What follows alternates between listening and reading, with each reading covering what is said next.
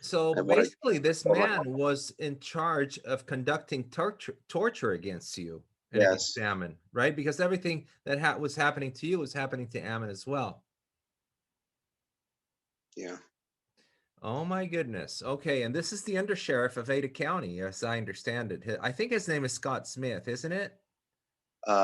Is that right? Scott Johnson. Scott Johnson. Mhm. Okay. And So, he was lying to my wife about the conditions of the jail. He was saying we have blankets in there, he's saying we have bedding in there, and saying that we're not freezing and all this different stuff. And oh that's my that was a total. gosh. He, he told me he even lied to me too, stating the temperature. At one point, they came in after they knew I was going to be, getting out, bonded out. They had some third party or somebody came in. I don't know who it was. It might not have been third party. So somebody from the jail. They came in with the temperature laser gun and temperature checked the both the vents in the ceiling. And then I got him to actually check the temperature of the concrete bed or concrete pad, whatever you call it. It's not a bed either; it's concrete pad. And um, they they did, and he told me the temperature was 64. All right. Good morning, everyone. Here, Raul Hevia with Aaron Schmidt. I just wanted to connect with Aaron real quick regarding the events that have been happening here in the last month or month and a half. Actually, more like 3 months, right, Aaron? Since this all whole Oh thing gosh, started. that's it started back in August. Actually, the whole issue, big issue. Right. As far as being arrested originally. Right. Um, So let's yeah, just give a quick recap because you just got released from jail yesterday, and this is the second time you've been arrested, correct? yes, Okay. And let's yesterday you were arrested because you had a trial at the Ada County Courthouse, and you were supposed to appear in front of Judge Manwheeler. Is that the correct how you say it correctly, Manwheeler? yes, And he's from the Ada County uh, court, right? Is that correct? right, yes, Okay, and the original charges were you had been trespassed out of the Lincoln Auditorium in the Capitol building in Idaho, right? You wanted to participate in the legislative process and be able to witness what they were doing originally there. Is that correct? yes. And so yesterday, you and Ammon Bundy appeared, or appeared at the courthouse to go to your trial and be present in front of the judge, but they wouldn't let you into the courthouse building, did they? No, they wouldn't let us in to participate. We were there early and, waiting for to be let in, and they refused to allow us entry. And they also wouldn't let the public in, and they wouldn't let the witnesses in. They were turning away jurors that, you know, they selectively chose and appeared because they would let some people in the building without masks. We noticed that were actually in the courthouse, and there's some that are walking around without masks and they're working, even not alone but together. And but we were somehow singled out. It appears that we couldn't get in, and so they're trying to state that you have to wear a mask to get in there. To you know, as a defendant, I'm the accused, and how do you defend yourself if they won't allow you to defend yourself? So basically, what happened there, because they wouldn't allow you in, that was an obstruction of justice there, the way I see it. They didn't let you appear in front of the judge. You were there in front of the courthouse just trying to get in, asking them to, get out of the way and let you in, and they just stopped you there. They put two guards. We all watch the whole incident via video. There was a lot of people there, a lot of supporters, and you were just pleading with those people to let you into to your own trial, and but they wouldn't. Yeah.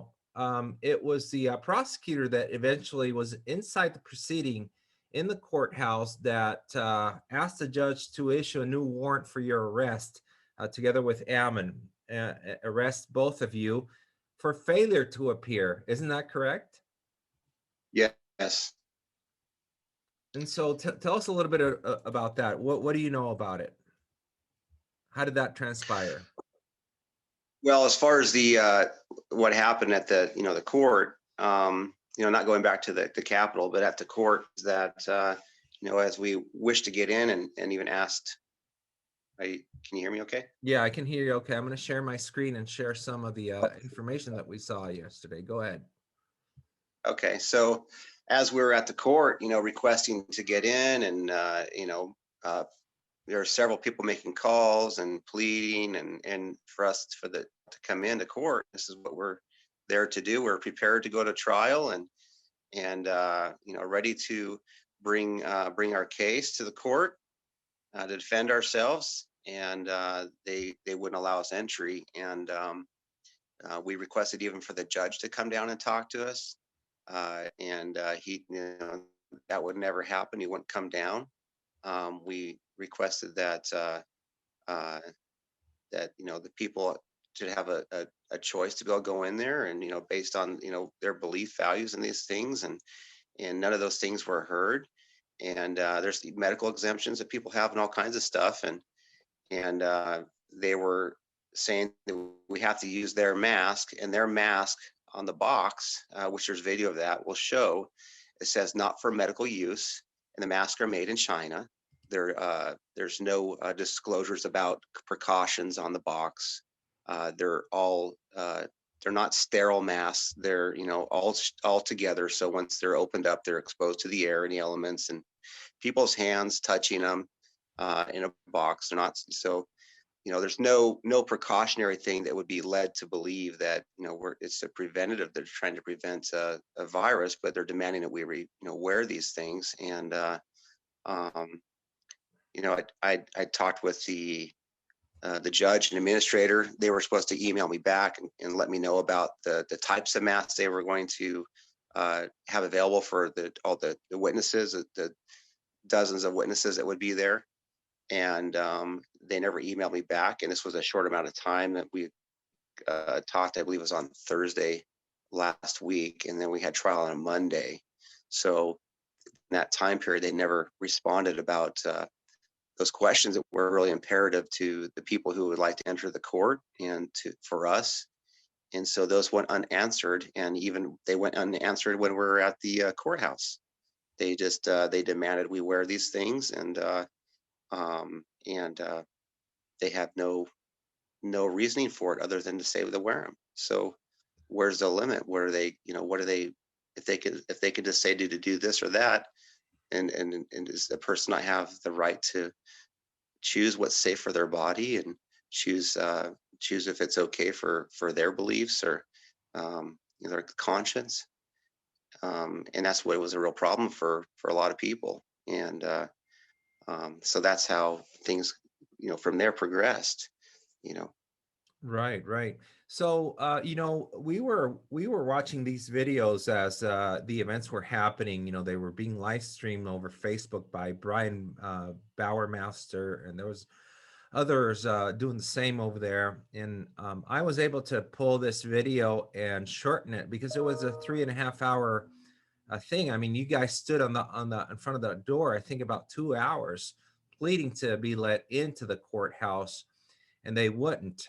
And eventually, the prosecutor asked the judge to issue a warrant for your arrest because you weren't inside the courtroom. Now, you were trying to get in there, but they wouldn't let you in. And eventually, this man showed up, and as I understand it, he is the undersheriff. Isn't that correct? yeah, I believe so. He came through the door, and I didn't see the whole thing, but from what I understand is that he gave an order for officers to come from the back and surprise the people, and they rushed through the people and injuring citizens that were there as witnesses or there to participate in the court hearing, and that's how that started. Right, right. And so, I mean, we saw in this video, we saw Ammon Bundy there. Somebody, Brian was recording this whole thing, but I couldn't place you over there. But you were there in that group, right? I mean, they eventually got Ammon. They pulled him inside the building. uh, Mm. put him on his stomach on the ground, put cuffs on him. And where were you when that was happening?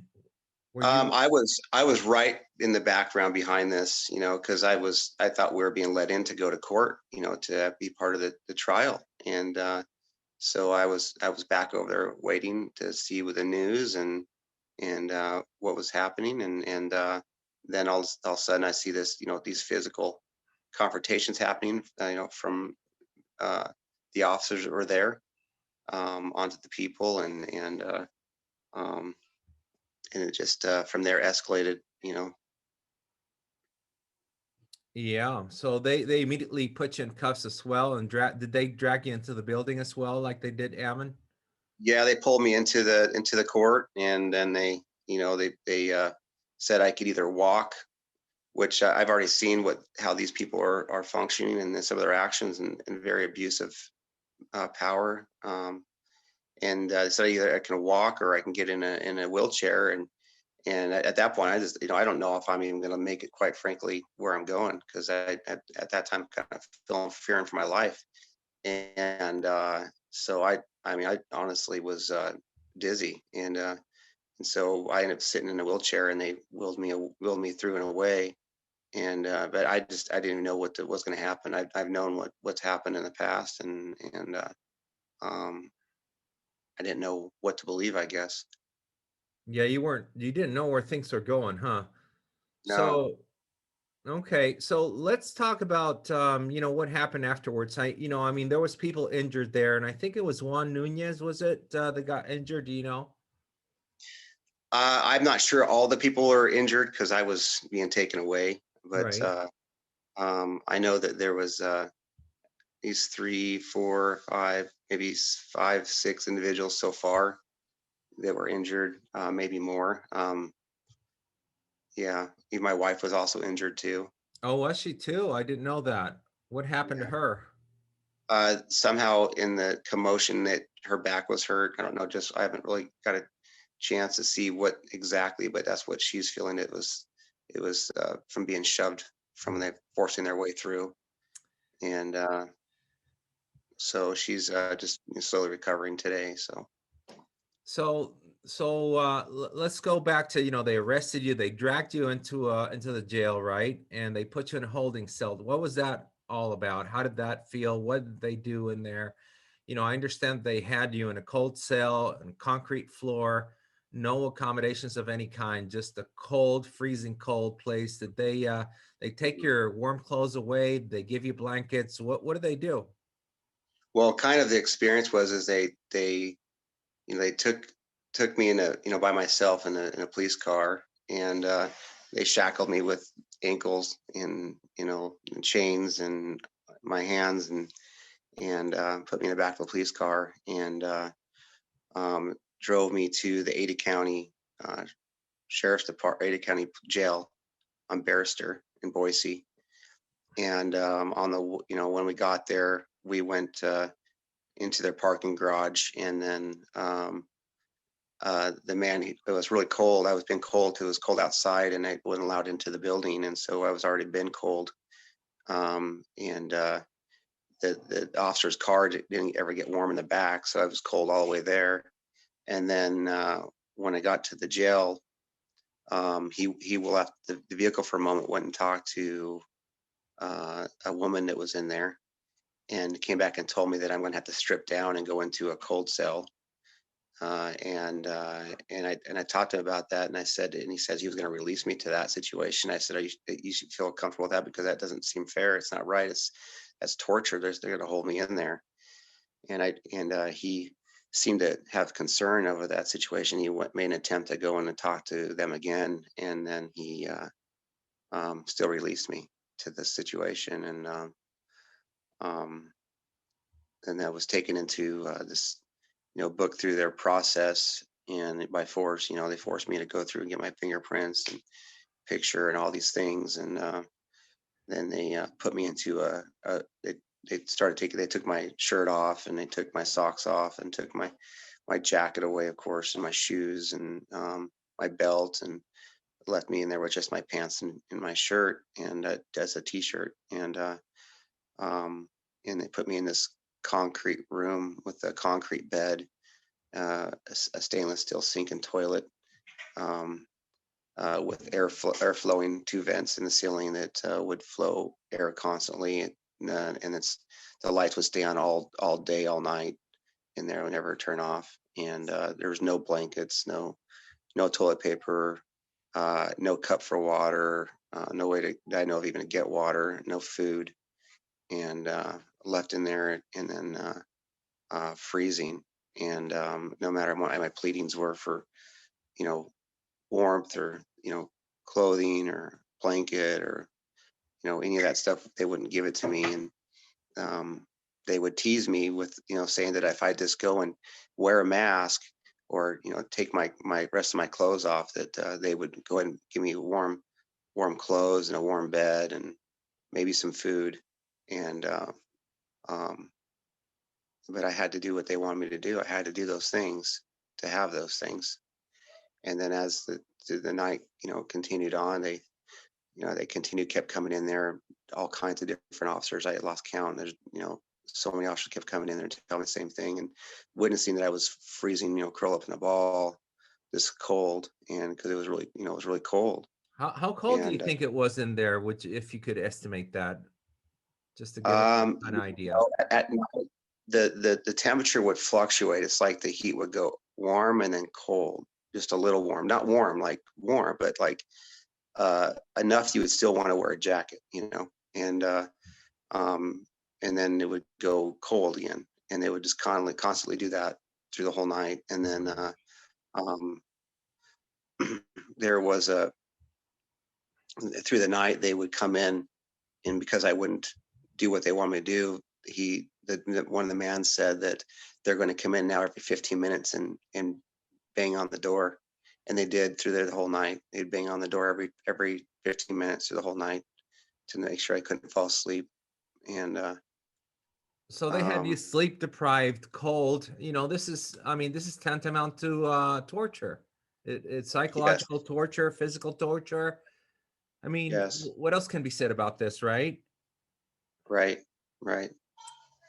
Oh my goodness. And this went on, and this man here in this video, this picture was there at the jail, and he came in, part of that process, and said that that I should go down to the other part where I can have those things and stuff. Oh my And I said, goodness. well, I want to see the judge.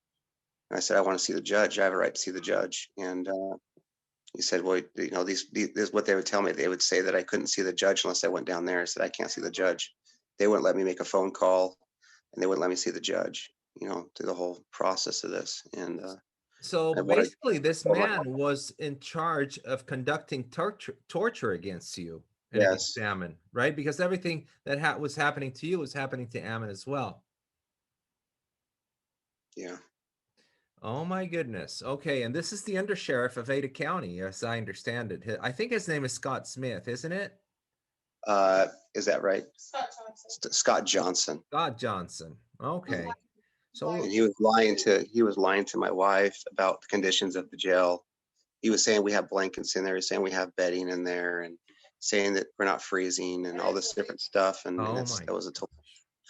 gosh. He, he told me, he even lied to me too, stating the temperature. At one point, they came in after they knew I was going to be, getting out, bonded out. They had some third party, or somebody came in. I don't know who it was. It might not have been third party. It's somebody from the jail. They came in with the temperature laser gun and temperature checked the both the vents in the ceiling. And then I got him to actually check the temperature of the concrete bed or concrete pad, whatever you call it. It's not a bed either; it's concrete pad. And um, they they did, and he told me the temperature was 64. But this was after the door's been open and closing the whole, through the night. And or actually not, sorry, through that time they opened the door, we're holding it open and stuff, letting the warmer air in there to see, So uh, basically, they're out walking about, with their coats on or whatever else, but they have a much warmer temperature than they have in the jail exactly, cell. exactly. They all had jackets and coats on. all the people did there. And but I And a didn't get warmer temperature outside of the jail cell. right. And that's warmer in the other room than it was in the cell. And the cell that where it was in was they put a cover over the window so nobody could see me in there. Nobody knew what was going on. Um, but there was people that would come by and look. I could hear them, either their keys or whatever would, jingle along the way to know that someone's coming at the door, not knowing what was going to happen. And there's times they would just open the door and act threatening that, I have to do what they say.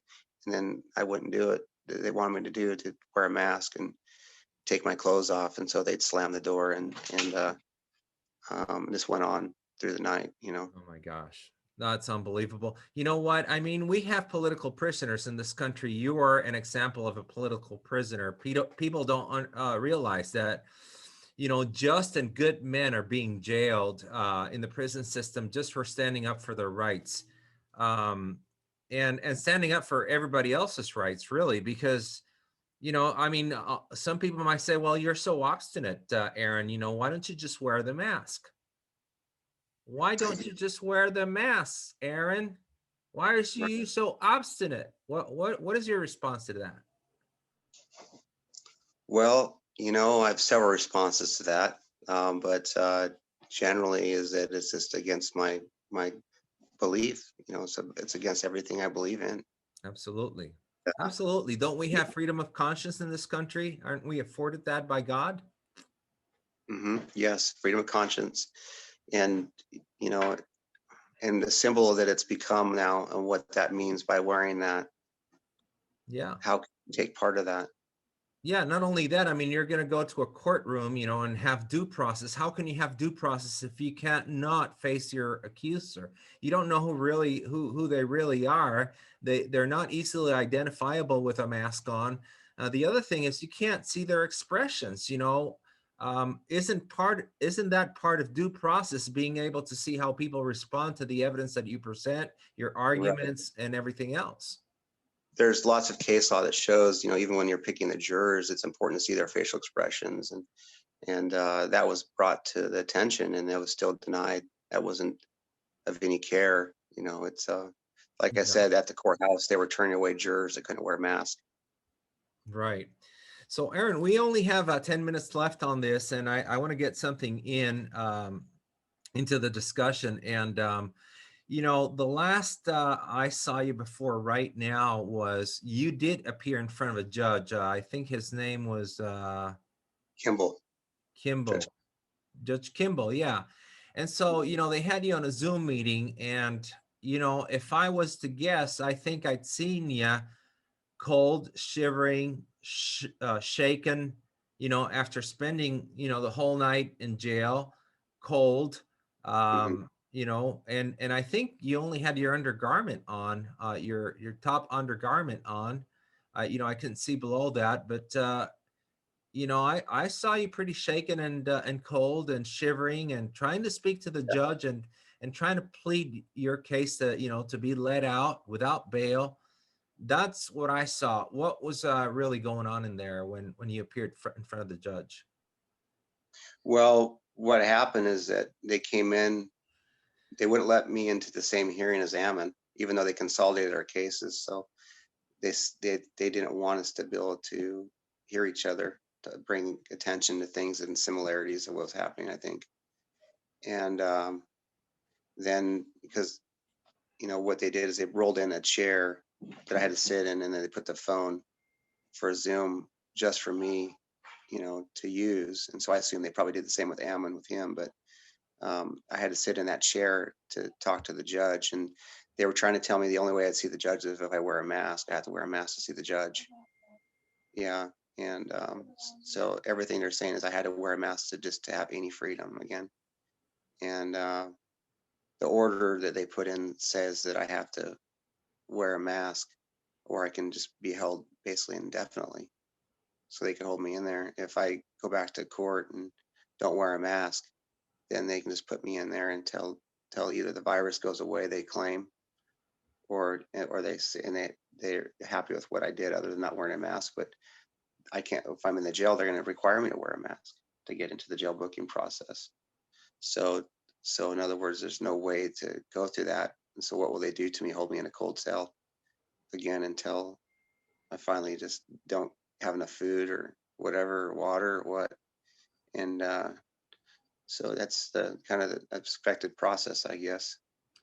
So basically, my takeaway from all this, or at least one of them is, we have a prison system that is designed to torture uh, the prisoners, without having gone through due process or anything like that.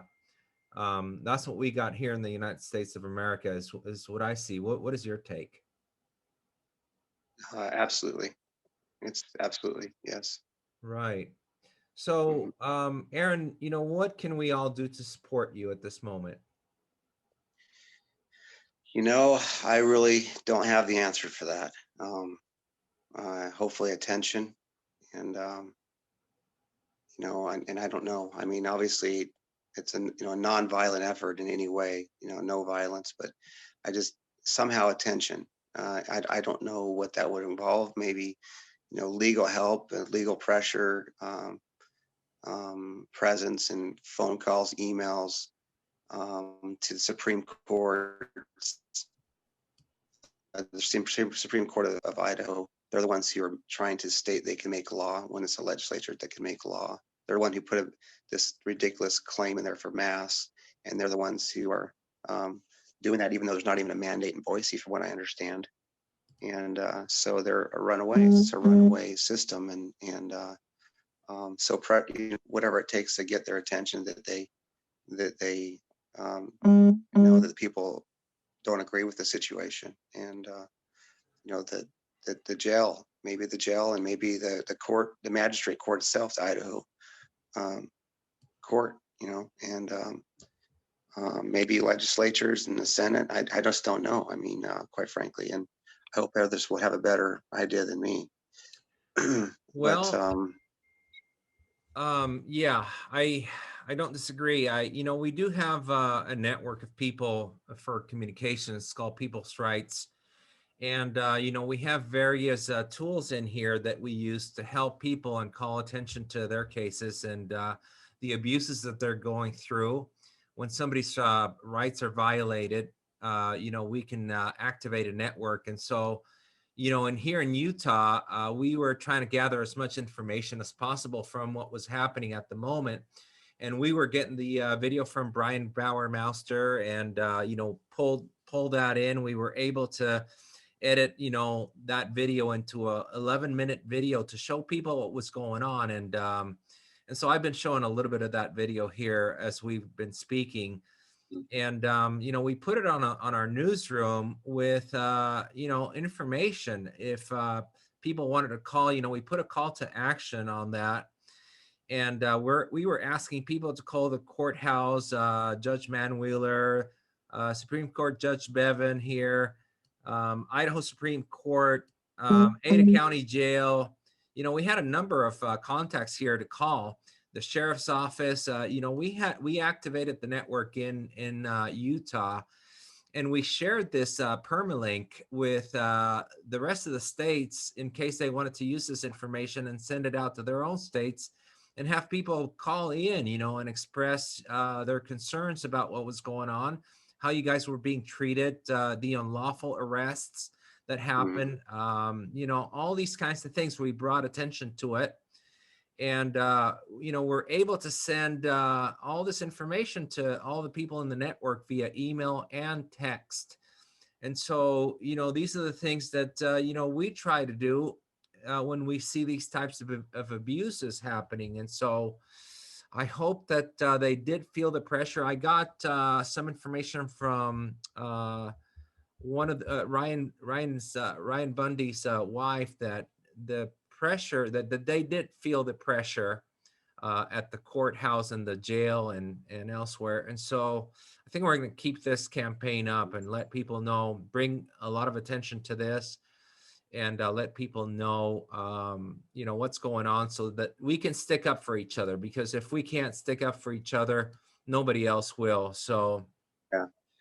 And there's other videos too. There's a lot of videos of this, besides Brian's video. mhm. Um, there's a lot of really really upset people over what's happened because they're witnessing it in person, what's going on. And um, I mean, when I was wheeled through the court, they took us through the court that were arrested without masks, and then we witnessed other people in there without masks too, Yeah. going Well, through. they brought you in the So it's building without a mask, and they arrested you inside the building without a mask, and then there was other people inside the building without a mask. But I mean, clearly we can see that you guys are being targeted because you're taking a position that is contrary to their will. So their will is to submit the people. We can see that very clearly. I think you know that pretty well, and so more than anybody else.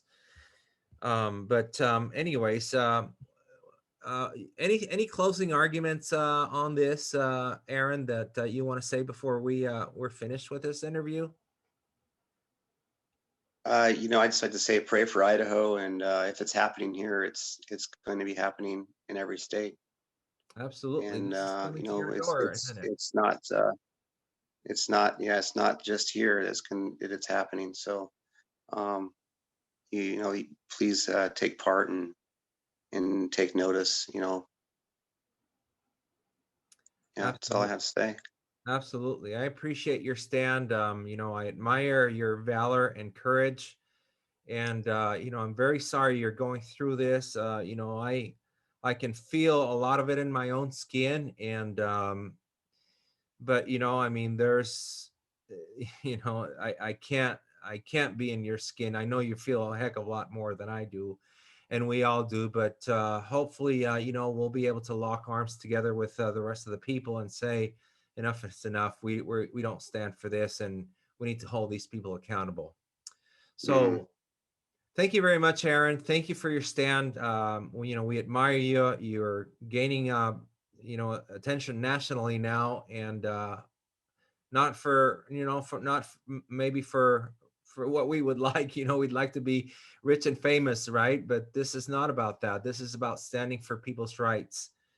And so we admire you for it, and we pray for you, and we constantly think about you on all throughout this whole thing, and we want to be there for you. Thank you so Yeah, thank much. you. Yeah, I appreciate it. Thank you. I appreciate it. All right, folks, you know what to do. Sign up for people's rights and stand up for your neighbors, and thank you for watching.